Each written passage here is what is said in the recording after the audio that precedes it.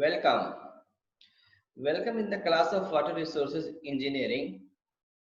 Today I am going to discuss the topic of water budget equation. Already slide is shared here, so you can see the slides also. Let's start with what is this water budget equation. So this water budget equation, this is the hydrologic or water budget equation. It is also called the hydrologic or water budget equation. It is based on the mass conservation principle. So what is this mass conservation? I'm using the annotation here. Fine. This is what is this conservation, that is the mass conservation. That means suppose this is the system. If input, if this is the input I in the system and this is the outgoing, that is the output from the system. This is the I is the input in the system, O is the output from the system that goes from the system. So if this input minus output, if you write this input minus output, so there that should be equal to change in the storage. Change in the storage, that means the whatever the here change in the storage takes place. If this I, whatever the input comes, the same input goes as the output. So here the change in storage will be 0. If this change in storage will be 0, if I equal to O, that is the input equal to output. If the same output that goes as the same input comes, so change in storage is there is nothing. But if there is the, that is the I and O is not same, so in that case I minus O equal to delta S. So this is the principle of this mass conservation. So mass should be conserved here. That is the mass conservation principle. So next, I am deleting this one. Fine. So what is this? See, this is based on the mass conservation principle, this water budget equation, and this equation, that is the, it can be written as I minus O equal to delta S. This is for the any part of the hydrologic cycle. So this equation, this water budget equation can be expressed as this for any part of the hydrologic cycle. That is any part, that means the it went through the various processes as you have seen in the previous class. So this water budget equation can be represented or can be expressed as input minus output equal to change in storage. So here I is the inflow into the system during a defined period. This period may be 1 month, this period may be 2 hours, it may be the 2 days. So in a defined period, I is the inflow. So O is the outflow from a system during a defined period. That is for the same time of period. O is the outflow from the system. I is the inflow into the system, and O is the outflow from the system during the same period of time. And delta is the change in storage in the system during the same period of time. Time may be 2 hours, 2 days, or it may be 1 month, or it may be more than that one also. So this I minus O equal to delta S. I is the inflow into the system, I is the input in the system or inflow in the system, O is the outflow or output, that is outflow from the system. I is inflow into the system, O is the outflow from the system, and delta is the change in storage in the system. So this is the water budget equation. Now moving to the next one slide. See, water budget equation for a catchment area or catchment may be represented as this.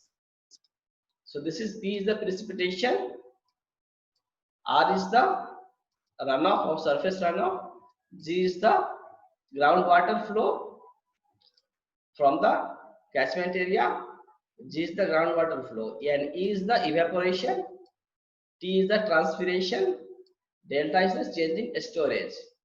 So we have seen already, suppose this is the catchment area, this is the outlet, and this outlet meets to the this water body or river. This is the catchment area, right? So this catchment area, on this catchment area, rainfall occurs in the form of precipitation, or precipitation occurs in the form of rainfall. So here the rainfall occurs on this catchment area. So this rainfall, that is the P, precipitation, is the input. This is the input or inflow into the system. System is what here? System is here the catchment area. Here the this catchment area. This catchment area is the system here, and in this system, inflow is the precipitation. P is the precipitation. That this is the inflow into the system. And what is the outflow from the system? It may be the runoff. That means when the water or rainfall or precipitation that comes on the ground surface, then from the ground surface, how the water moves? It may moves in the form of evaporation, that is E. It may moves in the form of transpiration, that is T. It may moves through the infiltration, that is to the ground surface, that is in the form of G. And it moves after meeting this requirement, it moves through the runoff and joins the channel. Through the joins the channel, it joins the stream, that is the runoff part. This is the R is the runoff, surface runoff. So these are R, G, E, T are the outflow from the catchment area. So this is what we have seen the equation, I minus O equal to delta S. So I here, I is the inflow into the system. So P is the inflow and outflow, R, G, E, T. These are the outflow from the system. So P minus R minus G minus E minus T equal to delta S. So this is the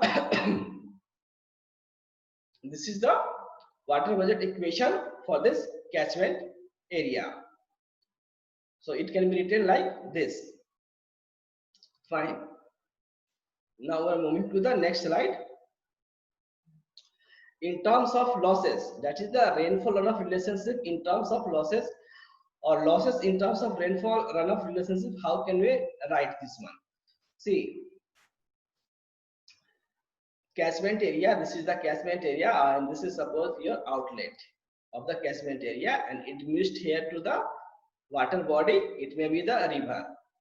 Suppose it may be the river.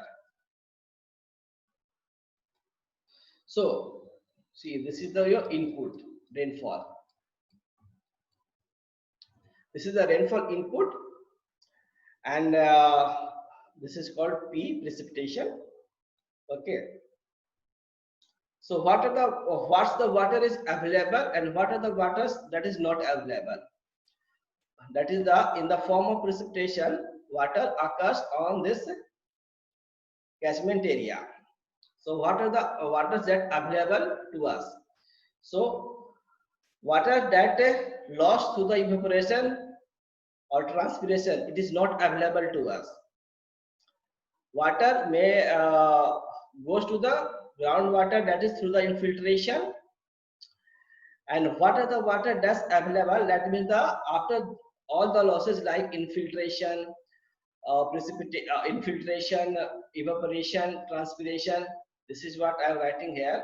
E for evaporation, T for transpiration, infiltration, and other the process that is goes to the ground surface is G. So these evaporation, transpiration, ground below the ground surface, water goes to the infiltration. So this water is not available to us. After meeting these losses, after meeting these processes, water moves on the this area of land. That is, water moves to the water moves over the area of land and it joins the main channel, and finally it meets to the river. That water comes as a runoff and meets to the river. This water we can use. This water is available to us. This water can be used. So all these E, T, G, these are treated as a losses. These are treated as a losses. So equation we have written initially what? P minus E minus T minus G, that is equal to change in storage. So this P, this is the P here, or one more term is R. So if you take, this is P, precipitation. If this precipitation is subtracted from the losses, then what will get the runoff? That is P minus R. That is whatever the water here, that's delta S plus all these things, E, T, E, you can write E plus here T plus G. So this term is taken, all this term collectively taken as losses. So P minus R finally comes as L. So P is the precipitation, that's the input or inflow into the system, and R is the runoff from the system, and whatever the losses occurs, that is the L. So it can be written like this: losses equal to P minus R. Precipitation minus runoff is the losses. This R water, this R is the runoff that is goes to the river, meets to the river. This is available water, and precipitation. This available water comes from this precipitation only. This runoff water comes from the precipitation. That is, all the precipitation water is not available to us. Part of the precipitation losses in terms of evaporation, transpiration, infiltration.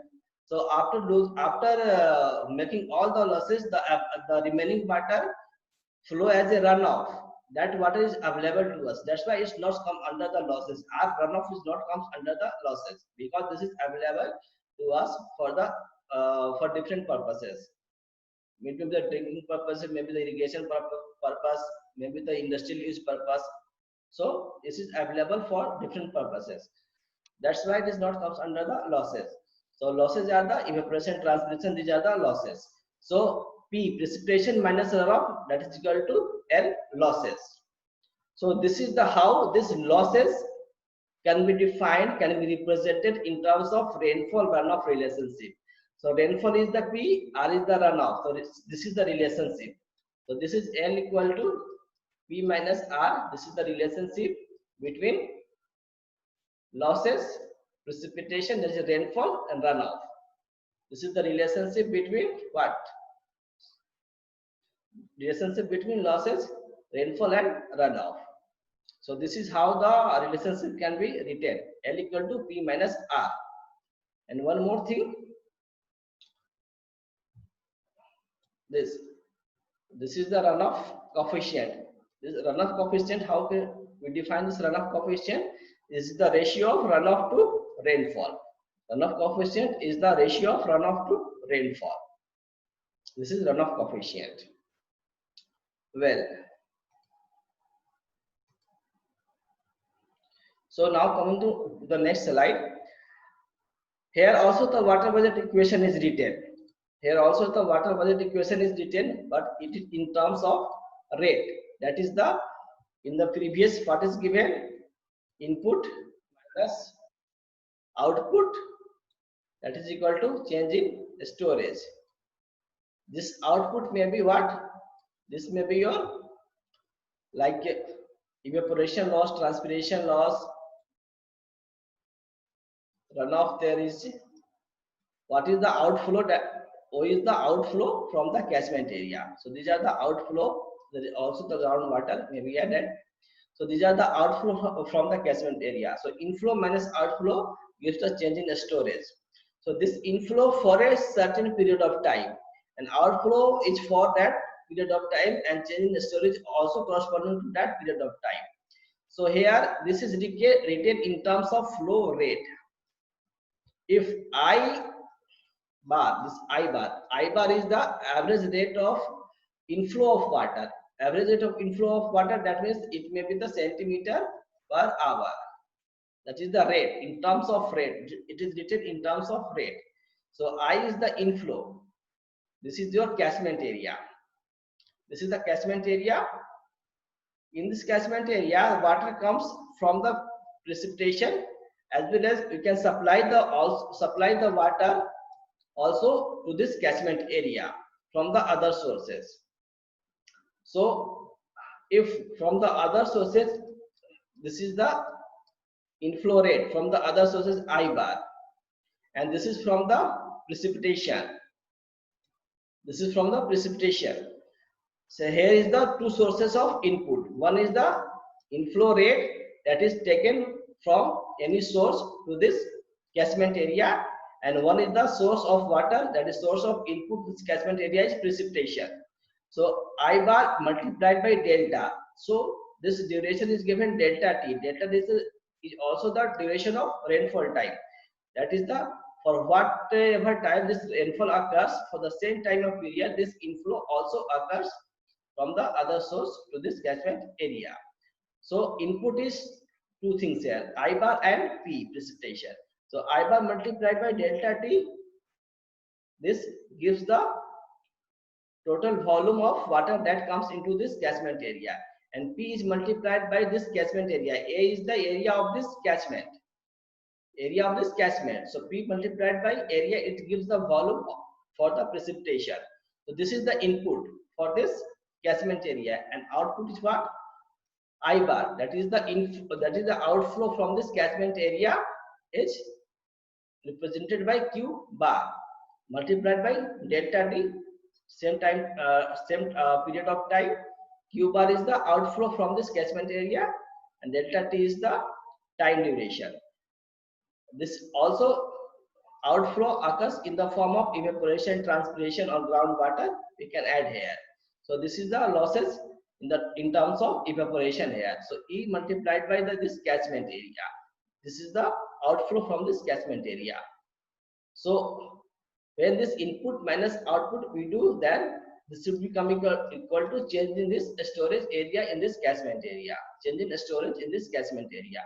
So you can add here also like this. I'm clearing first this one. So this we can write this like I bar into delta T plus P A. This is the input or inflow to this catchment area minus outflow Q bar delta T. Losses, other losses are what? It may be the evaporation, EA, E into A. So you can add here also the transpiration as the value is given to you. You may add the groundwater losses also here. So whatever the outflow you can add here. This is only one outflow is given in terms of evaporation, and other this in terms of the outflow from the catchment. That is in terms of runoff, you can say the outflow. So this is equal to should be equal to change in storage. S is the change in storage. So you can extend this losses also. So this is the water budget equation we can define in terms of flow rate. Well, so this is about this water budget equation.